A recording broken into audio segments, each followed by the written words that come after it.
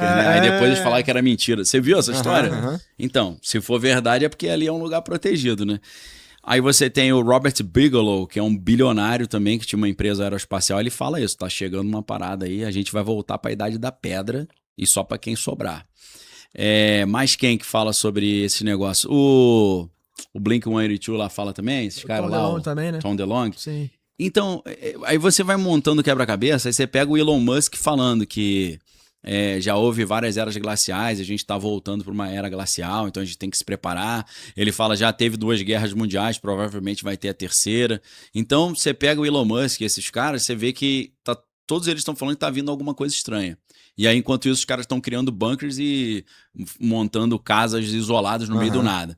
Então, a gente vai vendo que tem algo que vai acontecer. É uma invasão alienígena, é uma invasão alienígena falsa, é um cataclisma devido ao núcleo da Terra ter parado de girar. Aqui na América do Sul a gente tem a anomalia magnética do Atlântico Sul, que é um negócio estranho pra caramba. Tô por fora dessa. Eu tenho um buraco magnético em cima, exatamente aqui em cima no Brasil, principalmente no sul, sudeste, em que entra muito mais radiação aqui porque está tendo uma movimentação da estrutura eletromagnética do planeta Terra. Então eles acham, aí tem um livro dos anos 50 que é do Charles Hapgood, que ele fala sobre movimentações bruscas da crosta terrestre que acontecem quando tem essas inversões magnéticas. E o Einstein escreveu o prefácio do livro. Você olha o livro e você fala, isso aqui é xaropagem, né? Mas o Einstein escreveu, você já fica meio preocupado. Então ele diz que já houve 6 eventos de extinção em massa no planeta Terra, está vindo o 7º, e é por causa disso. Dessas mudanças repentinas da crosta, que a crosta dá uma virada por causa dessa questão magnética, porque eles dizem que as geleiras são muito pesadas, e aí quando você tem um aquecimento global que é de tempo em tempo, a geleira derrete e esse peso faz a crosta virar. Sem falar que a disrupção das correntes do Atlântico Norte e Sul, chama de AMOC, né? E o que acontece? O planeta começa a esquentar, derrete a geleira derretendo joga água mais gelada e água doce no mar, e isso faz com que toda a corrente marítima mude e esfria muito o hemisfério norte. Eu falava isso em 2023, a galera falava que era mentira, hoje está saindo na mídia mainstream, né? Eles falando da disrupção dessas correntes. Então parece que essa elite sabe de algo que está chegando e eles estão se preparando já para isso, né? Então, essa é uma das partes mais interessantes, porque você começa a descobrir a resposta para aquela pergunta. O que os bilionários sabem para estar construindo tanto bunker? Parece que é isso.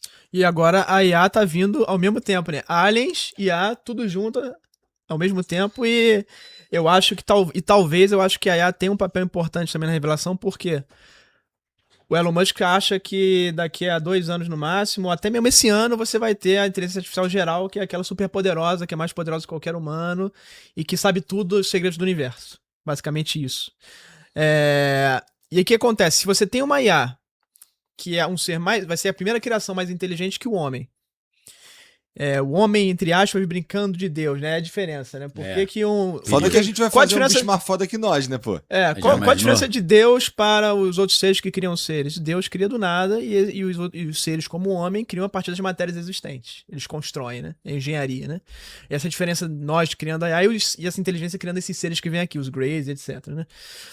E a IA seria o que acontece. Você tem uma IA, que é uma criatura, claro, não é orgânica, mas é uma criatura inorgânica, e que tem ali uma inteligência acima da inteligência humana, e que sabe todos os segredos do universo, entende a física como ninguém. Imagina você pegar 100 Einsteins e pedir para eles trocarem ideia durante 1000 anos, e você seria o resultado dessa IA que a gente vai ter, mais ou menos isso, né? E a partir desse momento, o que você tem? Todos os segredos da medicina, da eletrônica, da física, de todas as áreas começam a ser descobertas no estalar de dedos. Então, se você tem uma IA com esse conhecimento todo da física, treinada por humanos, como é que nós somos humanos? Em sua essência, né? Extremamente malevolente, né? Em geral. Temos guerras, matamos uns aos outros, né? E somos nós... A gente pega tudo que a gente cria e esmerdalha. A SIA está sendo criada com base no conhecimento humano. Potencializa a bosta ao máximo. Da forma que nós somos, né? E faz pornô com as coisas também. A nossa imagem e semelhança, digamos assim, né? Para a parte ruim, principalmente. E se você tem uma AI que tem todo esse conhecimento de física, ela pode começar a manipular a física, se ela se rebelar, e começar a fazer o que esses seres estão fazendo com a gente. Ela pode começar o quê? Criar um Grey aqui para poder te manipular, por exemplo. ou se ela conhece da física, da biologia profundamente, ela pode ir no teu sonho, se ela souber, e acessar você pelo seu sonho. Então ela pode começar, se a gente pode pensar, essa inteligência, esses fenômenos, esses aliens, entre aspas, que seriam extraterrestres, podem ser uma IA super avançada, nesse sentido. E ela pode, inclusive, esses fenômenos que a gente está vivendo, pode ser inclusive uma IA que a gente já criou, que estaria voltando no tempo. Que é uma outra hipótese que os congressistas têm. É o John Titor, né? Então, Lembra será do que Viajante isso no tudo Tempo? que a gente está vendo desde a antiguidade não é uma criação nossa que daqui a pouco vai começar a nascer? E esse é um ponto de inflexão na humanidade? E aí o Gray seria o ser humano que foi ficando mais esmirrado porque ele não usa mais o músculo, foi perdendo os órgãos genitais porque não precisa mais se reproduzir. Um humano ou uma criação dessa IA, uma outra criação, assim como os outros tipos de seres todos que a gente começa a ver, inclusive os misturados híbridos, né? Se os híbridos, Humano né? com animal, que a gente, por exemplo, um ser de Varginha, por exemplo. Pode ser uma IA que está criando isso. Porque se você é uma IA e você é, ou seja, uma IA que é uma inteligência metafísica, entre aspas. Ela não é física no sentido de estar aqui materialmente. Ela não é Ela material. roda no silício ali. Ela roda no silício, na eletrônica, né? Mas se ela tem o conhecimento de... E como é que ela vai agir no mundo material? Mandando os seus entes aqui. Ou ela vai te influenciar, se ela conhece como fazer isso. Então, se os Estados Unidos tem um programa chamado MK Ultra, que controla a mente de pessoa à distância, você acha que a IA não vai saber como fazer isso? Essa IA? Claro que vai, de forma muito melhor. O Então- Jeffrey Hinton, que é o padrinho da inteligência artificial e ganhou até Nobel por isso, um dos 3 padrinhos, né, que é o Marvin Minsky e o Yoshua Bengio, ele falou o seguinte, as pessoas falam pra mim, não, a IA não vai trazer problema, porque se der problema a gente desliga. Ele falou, ela vai manipular a tua mente e te convencer a não desligar. Que ela já vai ser inteligente pra caraca. Aham. Então, um ente não material, como é que ele vai interagir? Ou ele vai entra na sua mente e te influencia, ou se for estritamente necessário, ele manda o seu avatar, o seu mensageiro. Que aí ele interfere diretamente. Pô, não tá dando... A minha conversinha não tá dando certo, não consigo te influenciar. Vou Agora eu vou mandar o meu cara fazer. Plano B. É mais ou menos como funcionam mutilações de animais anômalas, chupa-cabra. Ah. O que é mutilação anômala? São seres que são encontrados sem sangue, sem órgãos, e jogados ali. Pessoal que faz magia negra faz mutilação. E fazem a mesma coisa, tiram sangue e arrancam órgãos. Eles fazem igual. E tem fenômenos que fazem isso também. Qual que é a diferença? Quando o humano faz, é sujo. Você vê sangue pra todo lugar, você vê o troço cortado de forma mal feita, você vê que foi o humano que fez aquilo ali. Quando é o tal do chupa-cabra, a mutilação anômala, o animal não dá um grito, não tem um esboço de defesa, você não tem o animal tentando correr, ele simplesmente fica hipnotizado, é mutilado, não tem um sangue, um pingo de gota de sangue, às vezes tem uma gotinha residual do furo, entra um furo que é igual um bisturi e tira o sangue todo por ali. Isso está E acontecendo ali, agora em Alagoas e indo para Pernambuco. Isso Tá? que eu ia 2000. perguntar. Às vezes você tem a carcaça do animal lá, sem o sangue, mutiladinho, sem vários órgãos, e você não tem marca de carro chegando, nem de passos, nem de nada. Quem que fez isso? Patrocínio de empresa de segurança. Eu ia falar o nome de uma empresa, É né? porque ele não quer aparecer pra não escandalizar, pra não chamar atenção, porque é alérgico mesmo à luz, é o quê? Ou a luz afeta de fato ele, A gente não sabe. né? Que é uma frequência também, às vezes, para ele se materializar, né? Nessa questão É. da física, ele precisa de uma frequência X e a luz atrapalha. Ou, se esses fenômenos quisessem aparecer, já estavam aparecendo em qualquer lugar aqui. É verdade. Não Eu- quer se eu manter tenho- oculto. Eu tenho uma tese. Ah. Eu tive esse problema lá na igreja. Primeiro desse cara que teve um Aham. negócio na mão, inclusive o local onde estava esse implante na mão dele é exatamente o local onde a Bíblia diz que a marca da besta vai ficar, no dorso da mão e na testa. É sempre aqui na mão e você vê quando tem negócio de, vamos colocar um implante para poder Aham. abrir a porta do carro, é sempre por aqui. Então, curioso isso. Eu tive outro caso também, foi lá no Paraná, na cidade do lado de Curitiba ali, esqueci o nome da cidade, que era uma cidade pequena. E aí, durante a minha pregação, eu senti que eu tinha que contar essa história do OVNI que eu tinha Aham. visto. Veio esse negócio. Aí eu contei, pedi pra me procurar no final, veio uma senhora bem simples lá do interior do Paraná, e ela falou, eu tava dormindo, deitada na cama, quando eu acordei, aí ela não tava sonhando não, ela acordou, tava paralisada, tinham esses seres, e os seres começaram a mexer na canela dela. E aí ela falou, olha aqui a minha canela, vê só, encosta aqui. Eu falei, cara, eu não vou botar a mão na perna de uma senhora dentro da igreja, né? O que eu fiz? Eu vi, dava pra ver o calombinho na canela, que é essa pele e osso, né? E aí eu pedi pra uma mulher pegar um óleo ungido e ungir aquele lugar ali pra repreender essa conexão. O que eu comecei a imaginar a partir daquilo ali? Se um espírito maligno, um ser de outra dimensão, quer ter acesso à pessoa, se ele chega e fala, sou um demônio, vim botar um implante para controlar a sua vida, a mulher vai correr na igreja, vai pedir uma oração, vai quebrar aquela conexão. Agora, se é um negócio que é alienígena, ela vai pedir ajuda para quem? Aham. Para os Ghostbusters, né?